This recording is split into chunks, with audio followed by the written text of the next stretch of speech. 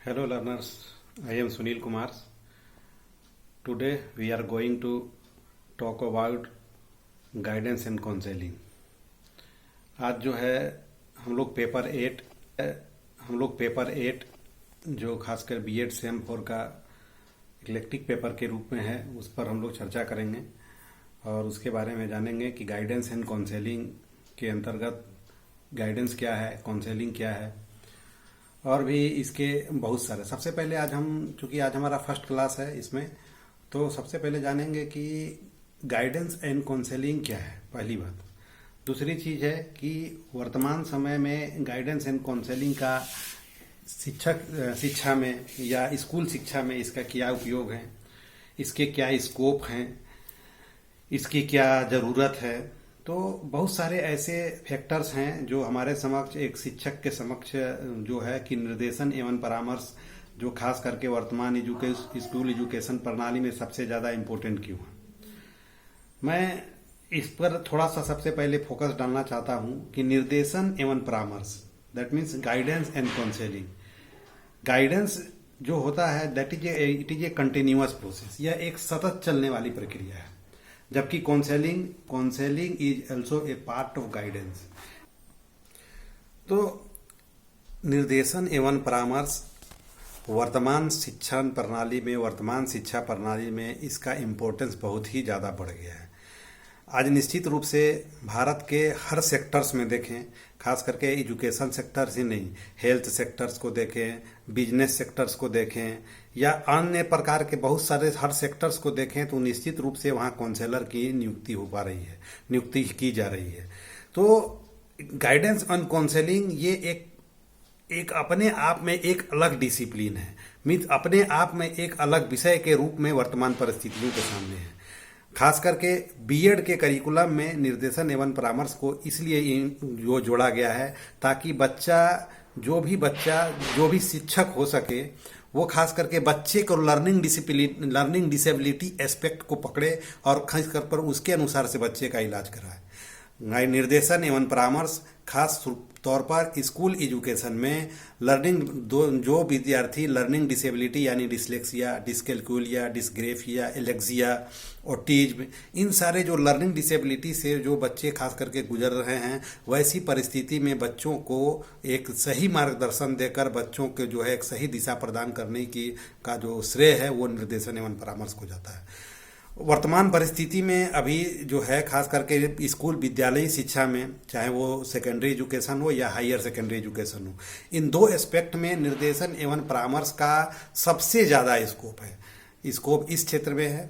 खास करके इसलिए कि बच्चे खास करके जो माध्यमिक स्तर के बच्चे होते हैं वो डिफरेंट जो है खास करके जो है वो लर्निंग डिसेबिलिटी के शिकार होते हैं। बहुत सारे बच्चे ऐसे होते हैं जिनका घरेलू आपसी सामंजस्य के कारण वो टेंशन में होते हैं। बहुत सारे ऐसे बच्चे हैं जिनको पीयर ग्रुप के कारण कुछ टेंशन होता है। वैसे बहुत सारे ऐसे बच्चे हैं जो खास करके विद्यालय के जो एटमॉस्फेयर है उसमें वो सरवाइव नहीं कर पाते हैं। तो ऐसी परिस्थिति में निर्देशन एवं परामर्श जो है एक रामबाण जो है सिद्ध हो रहा है। और इसी सारे चीज़ों को जोड़ने के लिए, और इनमें सबसे एक जो है जो खास करके सबसे एक जो अहम पहलू है निर्देशन एवं परामर्श का, कि जो बच्चे जैसे ही मैट्रिक एग्जाम पास करते हैं तो मैट्रिक एग्जाम के पास करने के बाद उनके पास सबसे जो है ज़्यादा समस्या होती है कि वो किस डिसिप्लिन को चयन करें। आर्ट्स ले कि साइंस ले कि कॉमर्स ले या वोकेशनल ट्रेनिंग करें कि आईटीआई करें कि पॉलिटेक्निक करें कि और अदर कॉम्पिटिशन्स की तैयारी करें। या फिर जो है उसके पास बहुत सारे जो खास करके जो उसके समक्ष समस्याएं होती है जब बच्चे इंटरमीडिएट में जाते हैं या बच्चे जब उस रूप से होते हैं, तो बच्चे के समक्ष जो ये खास करके विषय की समस्या होती है। और दूसरी जो सबसे बड़ी समस्या होती है वो कैरियर के मतलब कि कौन सा खास करके कोर्स बच्चे करें, कौन सा अपने आप को किस कोर्स की ओर ले जाएं ताकि बच्चों को जल्द से जल्द सफलता मिले, उसको सही समय पर नौकरी मिल जाए। तो ये जो खास करके जो पर्सनल जो खास करके जो समस्या है, इन समस्या का पूर्ण रूप निदान सिर्फ और सिर्फ गाइडेंस एंड काउंसलिंग के द्वारा ही दिया सकता है। और ऐसी परिस्थिति में निर्देशन एवं परामर्श स्कूल एजुकेशन के लिए सबसे ज़्यादा इम्पोर्टेंस है।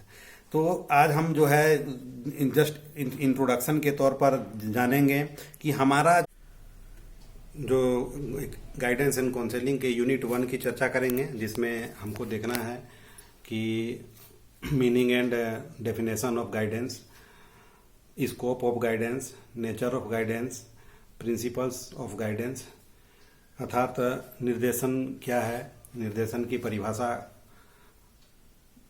कौन कौन सी है, निर्देशन के क्षेत्र कौन कौन से हैं, निर्देशन के सिद्धांत कौन कौन सी हैं।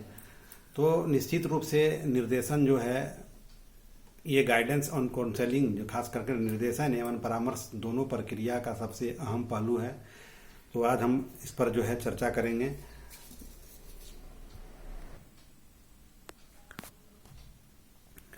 हेनरी मिलर ने कहा था कि कोई भी व्यक्ति इतना बड़ा या बुद्धिमान नहीं है कि हम में से किसी के लिए अपने भाग्य को समर्पण कर सके, बल्कि एकमात्र तरीका है जिसमें कोई भी व्यक्ति नेतृत्व कर सकता है, और वह है कि अपने स्वयं के निर्देशन में विश्वास करें और खास करके उसके हिसाब से वो अपना डिसीजन ले। अब देखेंगे कि व्हाट इज गाइडेंस। गाइडेंस क्या है? Guidance improve the capability of the individual to understand self and environment and to deal with self-situation relations effectively. मार्गदर्शन स्वयं और पर्यावरण को समझने और प्रभावी ढंग से आत्म स्थिति संबंधों को निपटने के लिए व्यक्ति की क्षमता में सुधार करता है। अकॉर्डिंग टू सिलेबस जो हमें जो देखना है, निश्चित रूप से गाइडेंस के 3 प्रकार हैं, जिसमें एजुकेशनल गाइडेंस, वोकेशनल गाइडेंस एवं पर्सनल गाइडेंस, शैक्षिक निर्देशन, व्यवसायिक निर्देशन एवं व्यक्तिगत निर्देशन।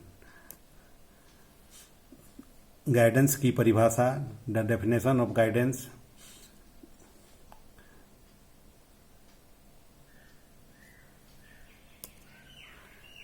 अब हम दो टिप कहते हैं कि नेचर ऑफ गाइडेंस मीन्स निर्देशन की प्रकृति कहती है।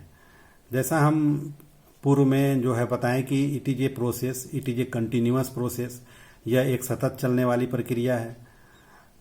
गाइडेंस जो है निश्चित रूप से एक दिशा नहीं है, बल्कि यह एक सहायता है जो स्कूल एजुकेशन में मुख्य रूप से शिक्षकों के द्वारा या परामर्शदाता के द्वारा दिया जाता है।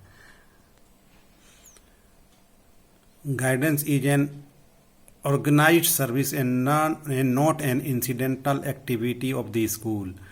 निर्देशन एक संगठित सेवा है और स्कूल की एक आकस्मिक गतिविधि नहीं है, अर्थात यह कोई जो है डेली रूटीन के अंतर्गत नहीं चलती, बल्कि यह जब बच्चों के ज़रूरत के अनुसार जो है शिक्षकों को या परामर्शदाता को के द्वारा इसको प्रदान किया जाता है। तो निर्देशन निश्चित रूप से यह एक आर्ट है और विज्ञान की तुलना में जो है यह एक बहुत ही अधिक मार्गदर्शन है। रूप से निर्देशन जो है यह एक सतत चलने वाली प्रक्रिया है। निर्देशन का सीधा तात्पर्य है कि निर्देशन के जो सबसे महत्वपूर्ण पहलू हैं, इस चीज़ पर हम लोग जानते हैं कि निर्देशन एक ऐसी प्रक्रिया है जिसको किसी भी व्यक्ति द्वारा किसी भी समय किसी भी जगह पर दिया जा सकता है।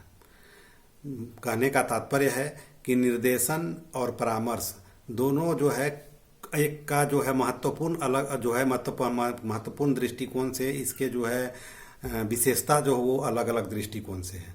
अर्थात अगर हम लोग कभी किसी जगह पर जाते हैं, अननोन जगह पर जब हम लोग विजिट करते हैं, तो किसी व्यक्ति से पूछते हैं कि ये जो है खास करके यह ऑफिस जो है कहाँ पर है, तो हमारे जब बच्चे जो भी हमारे वो रहते हैं वो मुख्य रूप से बताते हैं कि आगे चले जाइए, राइट साइड में चले जाइए।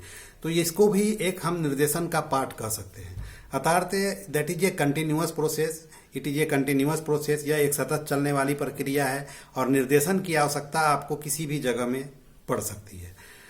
तो आज जो है सिलेबस के अकॉर्डिंग, अब इसके बाद हम लोग जानेंगे कि प्रिंसिपल ऑफ गाइडेंस, निर्देशन के सिद्धांत क्या हैं। तो निश्चित रूप से निर्देशन के जो सिद्धांत है वो एजुकेशनल एस्पेक्ट में, वोकेशनल एस्पेक्ट में और पर्सनल एस्पेक्ट में खास करके तीनों रूप में जो है निर्देशन का जो है सिद्धांतों का अनुपालन करता है। बच्चों के सर्वांगीण विकास में जो है उनके सिद्धांतों का पालन करता है। फ्लेक्सिबल लर्निंग के रूप में उसके सिद्धांतों का पालन किया जाता है। तो जो छोटे छोटे जो टॉपिक्स हैं, इसके अलावा और भी जैसे हैं, जब एक सबसे जो अहम पहलू हैं जो कि निर्देशन के स्कोप क्या हैं, निर्देशन के क्षेत्र क्या हैं, तो वर्तमान परिस्थिति में जो निर्देशन के क्षेत्र जो हैं निश्चित रूप से वो सोशल सामाजिक क्षेत्र में भी उसके हैं, सोशल गाइडेंस के रूप में है, शैक्षिक गाइडेंस के रूप में है, व्यवसायिक गाइडेंस के रूप में है, व्यावसायिक निर्देशन के रूप में है। उसके अलावा जो व्यक्तिगत निर्देशन के रूप में भी इसके क्षेत्र बहुत सारे डिस्क्राइब किए गए हैं। तो आज हम इस चीज़ पर जो है जस्ट चर्चा किए कि what is guidance, scope of guidance, nature of guidance. इसके थ्रू आप इस वीडियो को देखिए और देखने के बाद फिर समझिए, और इससे संबंधित जो नोट्स है वो हम आपको अभी प्रोवाइड आपके ऑनलाइन लर्निंग में हम आपको प्रोवाइड कराएंगे। इसको जो है पहले डीपली अध्ययन कीजिए, अध्ययन करने के बाद जो कुछ भी आपके समझ समस्या होगी पुनः उसको ऑनलाइन क्लास के थ्रू हम लोग सोल्व करेंगे। तब तक के लिए धन्यवाद। Okay, thank you.